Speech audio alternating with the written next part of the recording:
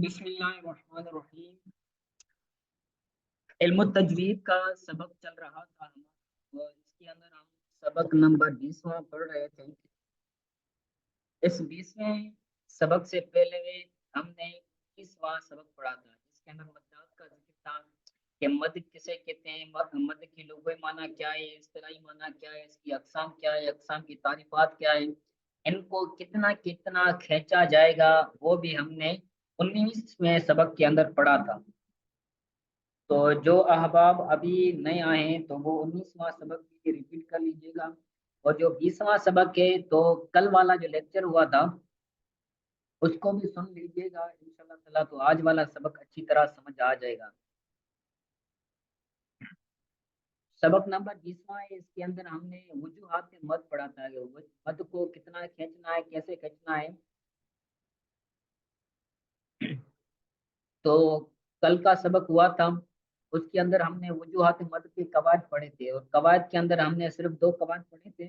तो आज 3 कवायद पढ़ेंगे, तो आज इंशाल्लाह ताला आज वाला सबक भी हमारा मुकम्मल होगा। तो कायदा नंबर 3 बता रहे हैं कि मद्दे आरिज और मद्दे लीन आरिज ये दोनों मद की किस्म है। जब मद के 2 सुकून होते हैं, 2 सबब होते हैं। एक होता है सुकून, दूसरा होता है हमजा। मद के 2 सबब होते हैं, एक हमजा दूसरा सुकून। अगर मद का सबब सुकून हो तो उसकी 2 किस्में बनती हैं, मद्दे लाजिम और मद्दे आरिज। फिर मद्दे आरिज की और मद्दे लाजिम की दोनों की दो दो किस्में बनती हैं, मद्दे लाजिम मद्दे लीन लाजिम, और मद्दे आरिज मद्दे लीन आरिज। तो इसका बहस भी आप ये असबाक के अंदर जान सकते हैं। तो आगे पढ़ते हैं कि मद्दे आरिज और मद्दे लीन आरिज में मौकूफ अलैह अगर मजमूम हो, मजमूम यानी पेश वाला हो, उसके ऊपर पेश हो, जैसे नस्तईन हो, तो अगर वक़्फ़ किया जाए तो नून क्या बनेगा, मौकूफ अलैह बनेगा।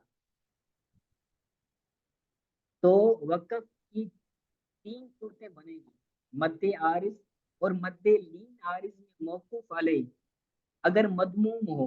पहले हमने पढ़ा मौकूफ अलैह अगर मकसूर हो, मौकूफ अलैह अगर मفتوح हो, तो उसके क्या कवायद थे हमने पीछे पढ़ा था। आज हम पढ़ रहे हैं मजमूम यानी तम्मा वाला, पेश वाला मौकूफ अलैह हो तो उसके लिए क्या कवायद है। जैसे नस्तईन है तो इसके अंदर क्या है, नून मौकूफ अलैह है। जब वक़्फ़ किया जाएगा तो वक़्फ़ नून पर होगा, तो नून बनेगा मौकूफ अलैह जिस पर वक़्फ़ किया जाता है। तो इसके 3 सूरतें बनेगी, पहली है वक़्फ़ बिल इस्कान, दूसरी है वक़्फ़ बिल गुम, और तीसरी है वक़्फ़ बिल इशमाम।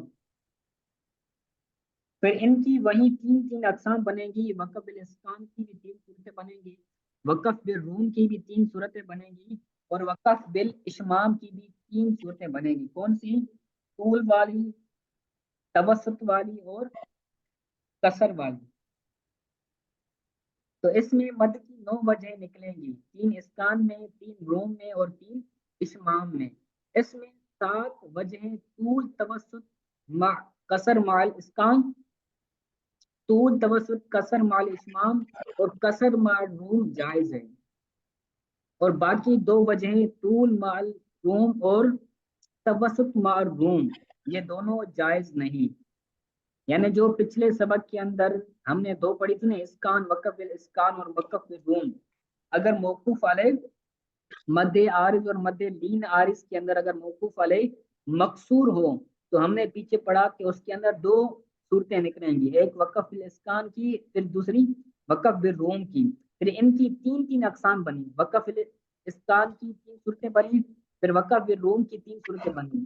तो इनमें से 4 सूरतें जायज थी और 2 सूरतें नाजायज थी। तो जो सूरतें वहां पर नाजायज थी वही 2 सूरतें इस जगह भी नाजायज होंगी, तूल मर्रूम और तवसुत मर्रूम। तो ये 2 सूरतें नाजायज है यहाँ पर, और जो 7 सूरतें बनती हैं, अगर 9 में से 2 निकाल दें तो वो 7 बनेगी। तो 7 सूरतें जायज हैं और 2 सूरतें वही नाजायज है। तो वही नक्शे से बता रहे हैं कि वक़्फ़ बिल इस्कान की सूरतों में 3 वजह होंगी, तूल माल इस्कान, तवसुत माल इस्कान, कसर माल इस्कान, तीनों जायज हैं। इसी तरह वक़्फ़ बिल रूम की सूरतें हैं, तूल माल रूम, तवसुत माल रूम और कसर माल रूम। तो پہلی جو صورتیں طول معروف یہ دونوں ناجائز ہے. کیوں ناجائز ہے؟ وہی بحث، وہی سبب، وہی علت جو ہم نے کل پڑھی تھی کہ وقف روم کے اندر کیا ہوتا ہے، موقوف علیہ متحرک ہوتا ہے، اور جو طول، یہ جو طول اور توسط اور کسر، طول اور توسط ہے، یہ صورتیں ہیں مد کی، اور مد کے اندر جو مد کا سبب ہوتا ہے وہ سکون ہوتا ہے. تو جب موقوف علیہ متحرک ہوگا اور ہم اس کو سکون کے ساتھ پڑھیں گے تو یہ دونوں جمع نہیں ہو سکتے، یا تو سکون ہوگا یا تو حرکت ہوگی. سکون اور حرکت دونوں ایک جگہ، حرکت دونوں ایک جگہ جمع نہیں ہو سکتے. تو اس وجہ سے طول معروم اور توسط معروم یہ دونوں جائز نہیں ہے. کسر کے اندر کیونکہ اس حرف کو اپنی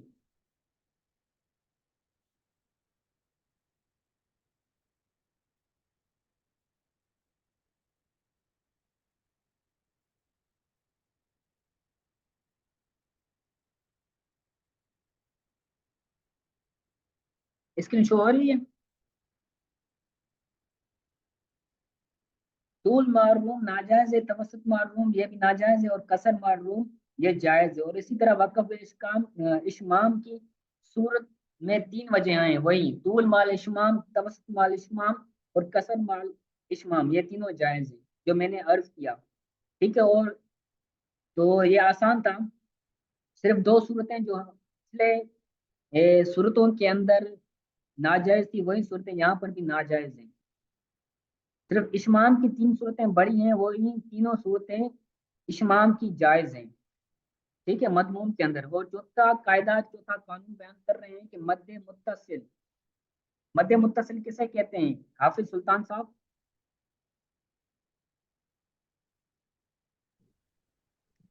دوبارہ فرمائیے گا، کیا فرمائیے؟ مد متصل کسے کہتے ہیں، تعریف بیان کریں. حروف مدہ. جی جی صحیح کہہ رہے ہیں. حروف مدہ کے بعد، حروف مدہ کے بعد اگر حمزہ اسی کلمہ میں ہو، حمزہ جو سبب ہے مد کا، تو مد متصل تب بنے گا جب حروف مدہ کے بعد حمزہ اسی کلمہ میں ہو تو مد متصل بنے گا. متصل یعنی ایک ساتھ. مد متصل، مد عارض اور مد لین عارض یا اسی طرح مختلف مدات جمع ہوں تو ان میں وہی وجہیں جائز ہوں گی جس میں مقدار طول توسط برابر ہوں یا کوی کو ضعیف پر ترجیح ہو. مد متصل، مد عارض اور مد لین عارض، ان تینوں میں یا ان تینوں کے علاوہ جو مختلف مدات ہیں یہ جمع ہو جائیں، ایک ساتھ آ جائیں تو ان میں وہی وجہیں جائز ہوں گی جس میں مقدار طول توسط برابر ہو یا کبھی کو ضعیف پر ترجیح ہو. یعنی اگر مد متصل اور مد عارض اور مد لین عارض جمع ہو جائیں تو وہی صورتیں جائز ہوں گی جس کے اندر مقدار برابر ہو. اگر طول پڑھ رہے ہیں تو تمام کے اندر کیا ہو، طول طول ہو. اسی طرح اگر توسط ہو تو تمام کے اندر توسط ہو. یا پھر ضعیف کو قوی پر ترجیح حاصل نہ ہو کہ جو قوی ہے اس کو طول کے ساتھ پڑھا جائے، جو ضعیف ہے اس کو طول کے ساتھ نہ پڑھا جائے، توسط کے ساتھ پڑھا جائے یا پھر کسر کے ساتھ پڑھا جائے. ٹھیک ہے. اسی طرح یہ پانچواں قاعدہ ہے مد متصل کا حمزہ. مد متصل کے اندر حمزہ ہوتا ہے جو اسی کلمہ میں ہوتا ہے، تو مد متصل کا حمزہ اگر کلمہ کے آخر میں ہو تو اس پر وقف کرنے کی صورت میں مد کے دو سبب جمع ہو جائیں گے. ایک سبب ہے سکون، جب وقف کریں گے تو سکون آئے گا، وقف سکون کے اندر ہی ہوتا ہے. اور دوسرا ہے حمزہ، اگر حمزہ مد متصل کے آخر میں آتا ہے تو پھر وقف کریں گے تو حمزہ پر وقف ہوگا، تو حمزہ بھی ہوگا اور حمزہ کے اوپر سکون بھی ہوگا. تو یہ دونوں سبب ہیں مد کے، تو یہ اجتماع سببین ہو جائے گا، یعنی دو سبب جمع ہو جائیں گے. جیسے یشاء، تو اگر یہاں پر وقف کریں گے تو حمزہ ساکن ہو جائے گا، حمزہ خود سبب ہے مد کا، پھر جب اس کو ساکن کریں گے تو یہ دوسرا سبب ہو جائے گا مد کا، تو اجتماعی سببین ہو جائے گا، جیسے یشا، تو یہاں پر وقف ہوگا۔ اسی طرح قرو، بغیر وقف کے قرو، اس میں مد عارض کا لحاظ کر کے کسر نہیں کر سکتے، طول یا توسط کریں گے، اور روم کی صورت میں بھی توسط ہی ہوگا، کیونکہ مد عارض جو ہے وہ مد متصل سے کیا ہے، کبھی ضعیف، قوی ہے۔ صحیح جو مد کبھی عارض ہے وہ مد متصل سے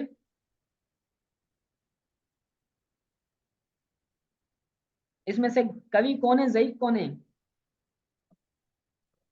جی مد متصل جو ہے یہ کبھی ہے اور مد عارض ضعیف۔ جی مد متصل جو ہے وہ قوی ہے، اور مد عارض جو ہے وہ ضعیف ہے، ان دونوں کے اعتبار سے۔ اور جو مد لین عارض ہیں، تو مد لین عارض سے ضعیف ہیں، تو کہتے ہیں کہ اس میں مد عارض کا لحاظ کر کے کسر نہیں کر سکتے، طول یا توسط کریں گے، اور روم کی صورت میں بھی توسط ہی ہوگا، کیونکہ جو مد متصل ہے اس کے اندر حمزہ ہوتا ہے، اور مد عارض جو ہوگا اس کے اندر کیا ہوتا ہے، سکون ہوتا ہے، سکون عارضی ہوتا ہے، تو وقف کی صورت میں سکون عارضی آ جاتا ہے، پہلے حرف متحرک ہوتا ہے، لیکن سکون کی وجہ سے اس پر، وقف کی وجہ سے اس پر سکون عارضی آ جاتا ہے، تو اس کے اندر کیا کریں گے، مد عارض کا لحاظ کر کے کسر نہیں کریں گے۔ مجھے لگتا ہے مد عارض جو ہے وہ قوی ہے، اور مد متصل جو ہے وہ ضعیف ہے۔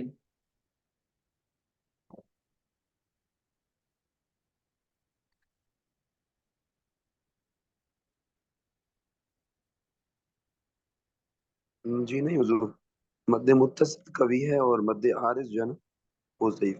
صحیح ہے، صحیح ہے، ٹھیک۔ مد متصل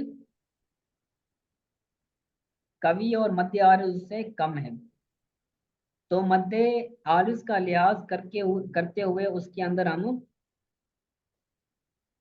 توسط اور کسر نہیں کریں گے، توسط کریں گے یا پھر طول کریں گے، اور روم کی صورت میں بھی توسط ہی ہوگا، یعنی طول نہیں کریں گے۔ اگر طول کریں گے تو مد عارض پر کیا آ جائے گا، او مد متصل پر مد عارض ترجیح پا لے گا، جو کہ مد عارض ضعیف ہے مد متصل سے، مد متصل قوی ہے۔